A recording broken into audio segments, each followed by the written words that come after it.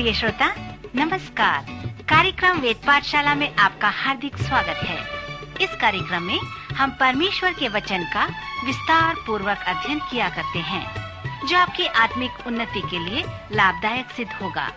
तो लीजिए सुनते हैं आज का ये संदेश।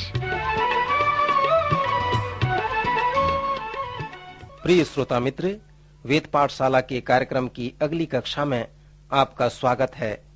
पुराने नियम के काव्यात्मक पुस्तक के सर्वेक्षण में यह श्रेष्ठ गीत पुस्तक का दूसरा अध्ययन है, जिसमें हम इस काव्यात्मक पुस्तक का सर्वेक्षण करेंगे और उसके बाद इस काव्यात्मक पुस्तक का सर्वेक्षण समाप्त भी करेंगे। मित्र, श्रेष्ठ गीत का जो अंतिम व सुंदर रूपकात्मक प्रयोग यहाँ पर वर्णन किया गया है, वो जीवित प्रभु यीशु मसीह के साथ हमारा व्यक्तिगत संबंध है। फिर भी इस सुंदर प्रेम गाथा को आपके व्यक्तिगत जीवन में लागू करने का और भी अलग अलग तरीके हैं।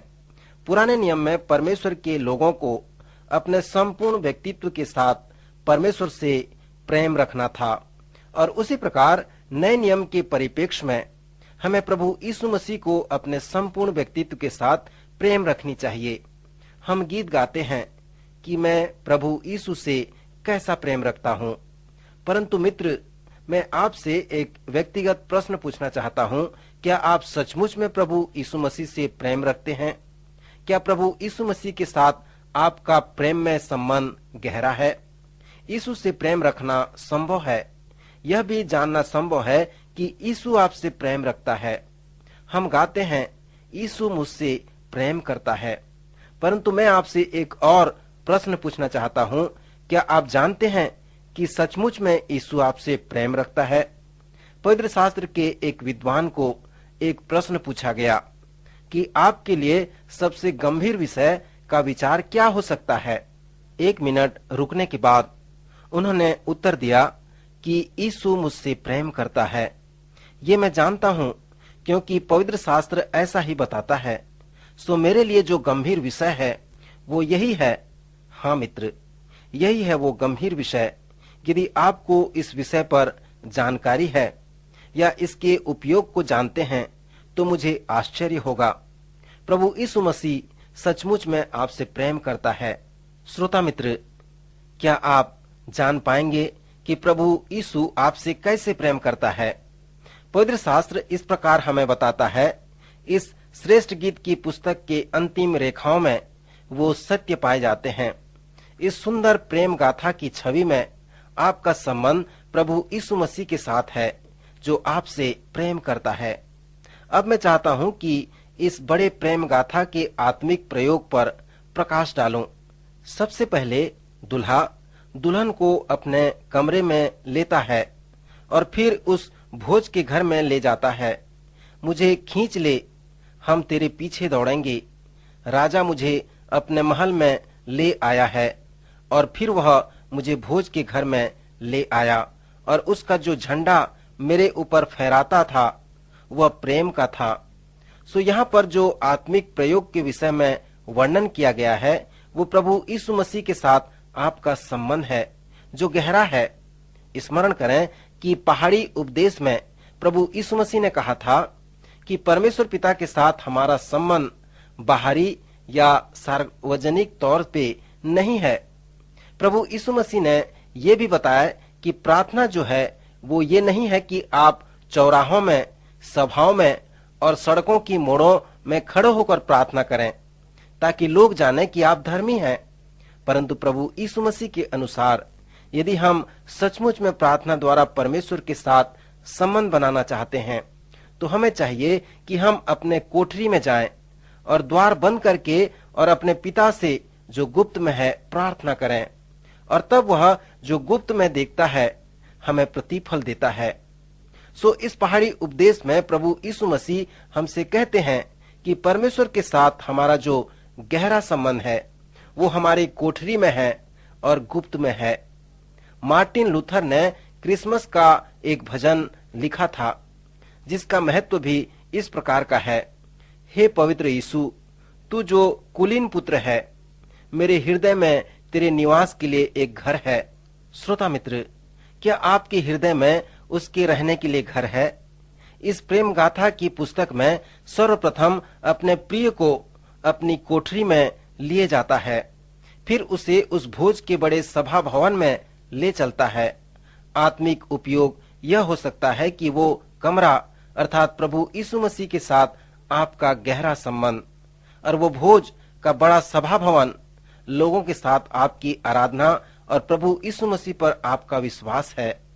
मित्र, क्या प्रभु यीशु मसीह के साथ आपका ऐसा संबंध है जिसमें कोई भी नहीं देख सकता, कोई भी उस कमरे में नहीं जा सकता, या फिर प्रभु के साथ आपका संबंध केवल सभा गृहों में अन्य लोगों के साथ है या कलीसिया में लोगों के साथ है?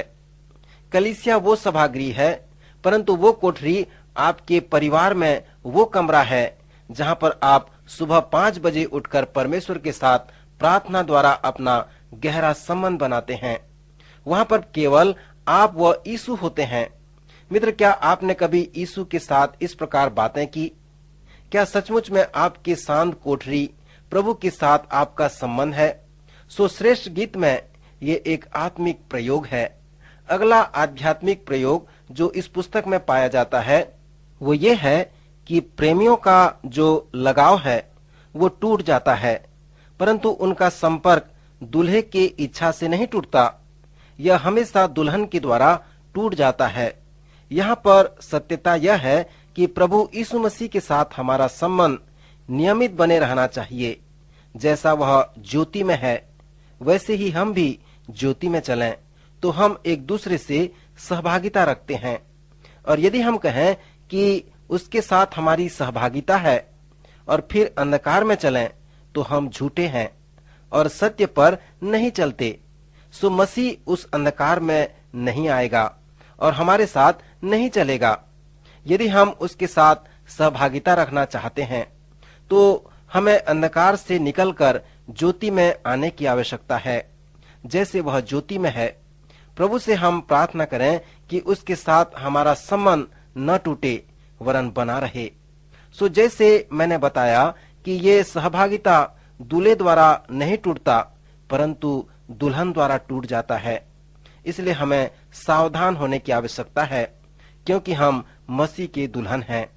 कुछ वर्ष पहले मेरी बेटी ने एक छोटी सी वस्तु मुझे भेंट की, और वो था कागजों को टेबल के ऊपर दबाने वाला पत्थर। परंतु उस पत्थर में लिखा था, जैसे आपको परमेश्वर के साथ निकटता में रहना चाहिए वैसे आप नहीं हैं। फिर उस पत्थर को जब मैं पलटा तो दूसरी तरफ लिखा था, कौन मुड़कर चला गया। मित्र, यदि आप परमेश्वर की सहभागिता में निकटता से नहीं हैं, तो परमेश्वर आपसे मुड़कर नहीं चला जाता, परंतु आप मुड़कर परमेश्वर से चले जाते हैं। आप श्रेष्ठ गीत की पुस्तक में इस प्रकार की भाषा को प्राप्त कर सकते हैं, मेरा प्रेमी चिकारे व जवान हरिण के समान है। देखो, वह हमारी भीत के पीछे खड़ा है और खिड़कियों की ओर ताक रहा है और झंझरी के से देख रहा है। मेरा प्रेमी मुझसे कह रहा है, हे मेरी प्रिय, हे मेरी सुंदरी, उठकर चलिया। हे मेरी कबूतरी, पहाड़ की दरारों में और टीलों के कुंज में तेरा मुख मुझे देखने दे, तेरा बोल मुझे सुनने दे, क्योंकि तेरा बोल मीठा और तेरा मुख अति सुंदर है। श्रोता मित्र, यहाँ पर हम देखते हैं कि सहभागिता टूट गई है, और जबकि सहभागिता टूट गई है तो आप यहाँ दूल्हे को भीत के बाहर और दुल्हन को भीत में पाते हैं। यहाँ पर दूल्हा दुल्हन को पाना चाहता है, इसलिए इस प्रकार का वचन है कि मैं सोती थी परंतु मेरा मन जागता था। सुन, मेरा प्रेमी खटखटाता है और कहता है, मेरे लिए द्वार खोल। मेरे प्रेमी ने अपना हाथ किवाड़ के छेद से भीतर डाल दिया, तब मेरा हृदय उसके लिए उभर उठा। मैं अपने प्रेमी के लिए द्वार खोलने को उठी और मेरे हाथों से गंधरस टपका, और मेरी उंगलियों पर से टपकता हुआ गंधरस बेंडे की मूठों पर पड़ा। मैंने अपने प्रेमी के लिए द्वार तो खोला, परंतु मेरा प्रेमी मुड़कर चला गया था। जब वह बोल रहा था तब मेरा प्राण घबरा गया था। मैंने उसको ढूंढा परंतु न पाया। मैंने उसको पुकारा परंतु उसने कुछ उत्तर न दिया। मित्र, यह एक ऐसे पद की छवि है जो प्रकाशित वाक्य के 3 अध्याय में पाया जाता है, जहाँ पर प्रभु यीशु ये वर्णन करते हैं कि वो हमारे जीवन के द्वार में खड़े हैं और खटखटा रहे हैं। सो यदि कोई उसका शब्द सुनकर द्वार खोलेगा तो वह उसके पास भीतर आकर उसके साथ भोजन करेगा और वह हमारे साथ। सो मसीह यीशु के साथ एक विश्वासी का सहभागिता यही है। प्रभु यीशु मसीह द्वार के पास धीरज के साथ खड़े हैं और खटखटा रहे हैं। वो ताला भी नहीं तोड़ेंगे और दरवाजे को धक्का भी नहीं मारेंगे। कुंडी जो है वो दरवाजे के बाहर नहीं है, वो भीतर है। विश्वासियों को चाहिए कि जो अंदर हैं अपने द्वार खोलकर प्रभु यीशु मसीह को अपने हृदय में आमंत्रित करें। सो ये जो प्रकाशित वाक्य में प्रस्तुत किया गया है वो श्रेष्ठ गीत में भी प्रस्तुत किया गया है। इस प्रेम गाथा को दुल्हन के लिए प्रस्तुत किया गया है कि दुल्हन अपने कमरे में है जबकि दूल्हा बार बार द्वार खटखटा रहा है। दुल्हन सब प्रकार के बहुमूल्य इत्र से अपने आप को सुगंधित कर रही है, परंतु दूल्हा बार बार दरवाजा खटखटाए जा रहा है। जब दुल्हन अपना इत्र लगाना समाप्त करती है और जाकर द्वार खोलती है, तब तक दूल्हा चला गया होता है। यहाँ पर एक और भी अच्छा आत्मिक प्रयोग है, जैसे हम दुल्हन के साथ कलीसिया की तुलना करते हैं।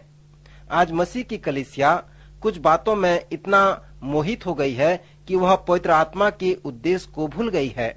आज कलीसिया के लिए जो सही संबंध है कि वो मसीह में बने रहे और पवित्र आत्मा के द्वारा उसकी महिमा करे। फिर यहाँ पर जो दो प्रेमियों के मध्य संबंध है उसका और भी आत्मिक प्रयोग है। यदि दुल्हन दूल्हे को समझना चाहती है तो उसे चाहिए कि वह उसके भेड़ों के महत्व को जो उसके साथ है उसे समझे। इसी के बराबर यूहन्ना रचित सुसमाचार के अंतिम अध्याय में जहाँ पर प्रभु यीशु पतरस से पूछते हैं, पतरस क्या तू मुझसे प्रीति रखता है? तो मेरे मेमनों को चरा, मेरी भेड़ों की रखवाली कर, और यदि तू मुझसे सचमुच में प्रीति रखता है तो मेरी भेड़ों को चरा। प्रभु ने 3 बार ऐसा ही पतरस से कहा।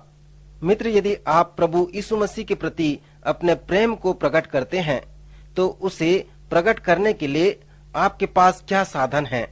यूहन्ना के अंतिम अध्याय के आधार पे आप प्रभु के प्रति अपना प्रेम, उसके भेड़ों के प्रति रुचि दिखाकर, उसको चराकर और उसके जैसे उन भेड़ों को प्रेम रखकर अपना प्रेम प्रकट कर सकते हैं। क्योंकि यूहन्ना 14:15 में लिखा है, यदि तुम मुझसे प्रेम रखते हो तो मेरी आज्ञाओं को मानोगे। मित्रवर, यीशु आपसे प्रेम रखता है। क्या आप उससे प्रेम रखते हैं? प्रभु इन वचनों द्वारा आपको आशीष दे, आपकी सहायता करे।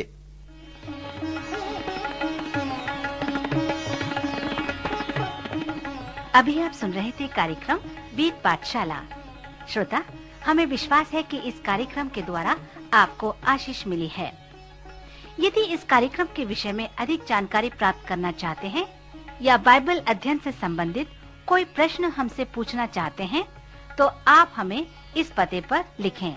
हमारा पता है कार्यक्रम Ved Pathshala, Vishwavani, post box number 731, Faridabad 7, Haryana. पता एक बार फिर से सुन लीजिए।